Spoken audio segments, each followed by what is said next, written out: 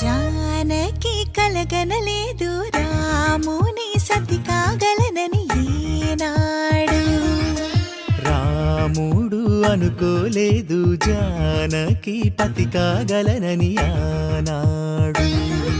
ఆనాడు ఎవరు అనుకోనిది ఈనాడు మనకు నిజమైనది.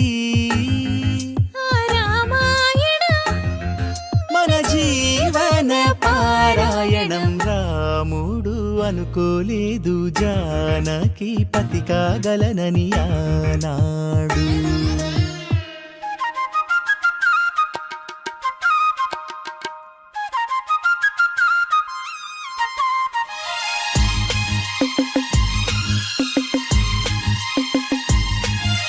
జానకి కలగనలేదు రాముని సతి కాగలనని ఏనాడు.